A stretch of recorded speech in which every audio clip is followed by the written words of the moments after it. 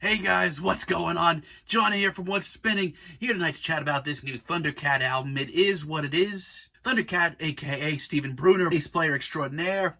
You may know him from his work with Flying Lotus or his work with Kendrick Lamar or many other places. Many years ago when it came to his solo stuff, I was really hyped to hear him. His debut, 2011's The Golden Age of Apocalypse, was pretty sharply written, very fun, satisfying funk album. At times it was very cosmic and wild and very exhilarating, but at the same time, Thundercat seemed to have a great pop sensibility to him as well. As a matter of fact, some of the R&B tinged tunes on here came off really well. Funk, jazz, electronica, and more all seem to be on display here, and pretty well at that. However, since then, I have to be honest, I've kind of been all over the place when it comes to Thundercat. His follow-up, Apocalypse, was probably about twice as sloppy and 3 times less satisfying. I understood the hype, I understood what people liked about it, it just really wasn't for me. On the other hand, his The Beyond, where the Giants Roam EP, is freaking awesome, and still to this day, probably my favorite work of his. The EP is 16 minutes long and 6 tracks, with 2 of them barely cracking a minute. But it's whimsical, it's well produced, it's surreal at times, and honestly here, Thundercat did more for jazz and funk and electronica more than he did on any of his studio albums up to this point. Now, while everyone was running around freaking out about his last album, Drunk, and talking about how great it was, I didn't feel the same way. There are tracks on there that are awesome, like Show Me the Way, which those are freaking dope, man. But the rest of this album is really overly long, and the short song structure, to me at least, just comes off as absent-minded and really shows that some of his thoughts weren't finished. I have a weird theory as far as Thundercat's music goes. For me, at least up until this point, I feel like he hasn't actually made an album that really matches his skill level. I mean, if you see him live, like I have many, many times, he improvises, he does all kinds of wild stuff, and puts on one of the greatest live shows you'll probably ever see out there as far as modern music goes. However, each time a Thundercat album rolls around, I always get very hyped by these singles.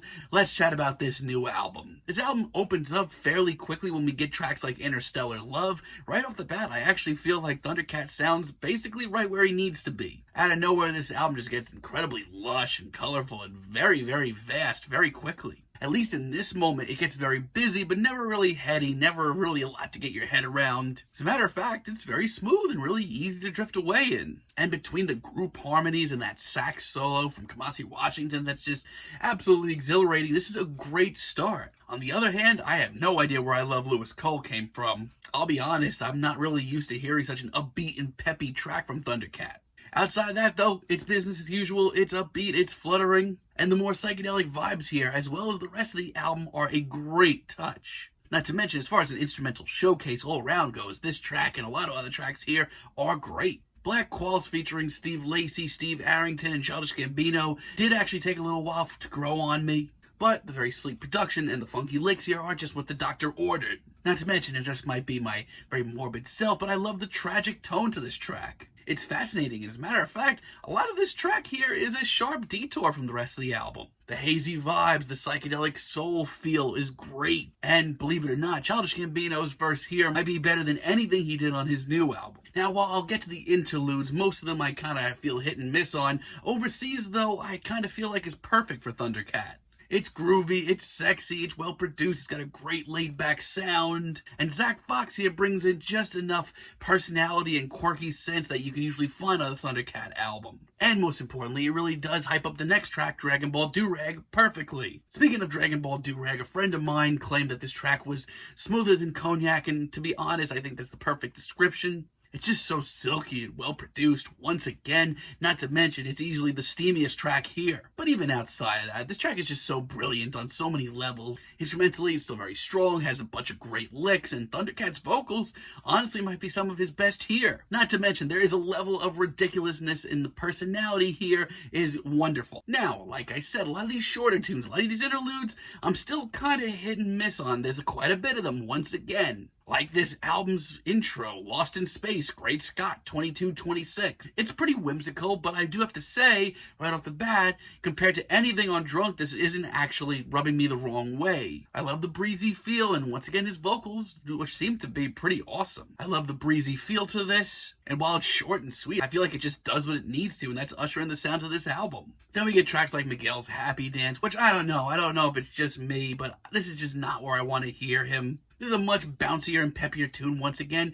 and you know what, there's other tracks here that actually works for him a lot. This is not one of them, though. As a matter of fact, this represents everything I was pissed off about on his last album. It's underwritten, it's out of place, and quite frankly, really awkward. How Sway, on the other hand, kind of reminds me of everything I once loved about him in his early days. There's no gimmicks here, no frills. It's just a really intense instrumental that shows you what Thundercat can do. It's just that great blend of funk, jazz, electronica, and a heady atmosphere that is just so wowing to hear. It's simple, but it's very effective. And I really want to like funny thing. It's very soulful, it's very funky. But let me tell you, when Thundercat lets his songwriting slip, and he certainly does sometimes still, it is very, very noticeable. This is just not a good tune as far as this album goes. It's unfocused, and I just feel like there's just so many better tracks here. You also get tracks like How I Feel, another very whimsical, light on the ears instrumental, and you know what, I can't really write home about this or tell you to go listen to this, but yeah, it's nice, and it transitions the thoughts of this album pretty nicely. And the rest of the album is kind of just as much of a mixed bag. I mean, there's some real trash here, but there's also some of the best tracks that he has written in years. King of the Hill, this just confuses me. I don't know how we got here. It just seems so out of place, so downtrodden, so sad and moody. Which, honestly, is something that I feel like I should be a whole lot more into. But I don't know, something about this instrumental is just so laborious and patience testing. And Thundercat's very fluffy vocals over all that just don't click with me. And with Unrequited Love, I have a lot of the same thoughts. Once again, it's very downtrodden, very somber, and I feel like I should love that. And his playing here, once again, like, you know what you're getting into with Thundercat. It's expert level. But for the rest of this track, this is some of the most awkward material here. I actually don't mind the low-key beat in the background, that's pretty cool. But everything else here just kind of plods along at a slow pace and doesn't affect me at all. It's my least favorite track here. But if you want to talk about genuinely great downtrodden and somber tunes, Fair Chance with Ty Dolla $ign and Lil B is awesome. I love the syrupy instrumental and the soulful vocals here. This is just a really great R&B tune for a rainy day, and it's 1,000 times less awkward. How ironic. And for someone who's honestly been a huge critic on Ty Dolla $ign and Lil B in the past, both their performances here are knockouts. Awesome performances all around, great track. Existential Dread is just another nice interlude that transitions wonderfully. Now, this album's finale, this is a tough one for me. I have some of the most conflicting thoughts on this track that I have on any track all year, honestly. The first half of this track, you know, I actually don't mind the somber vibes of it. I don't mind the stripped down sound, but I don't know what it is, but Thundercat's vocals on this track, at least in the first half, do nothing for me. They put me to sleep. The second half of this track, though, is so much more interesting. It's still on the somber side, but it's just so much more fluid, so much more whimsical. It just seems so much more in the wheelhouse of Thundercat. And the unbelievably gigantic, extravagant, and epic instrumental finale,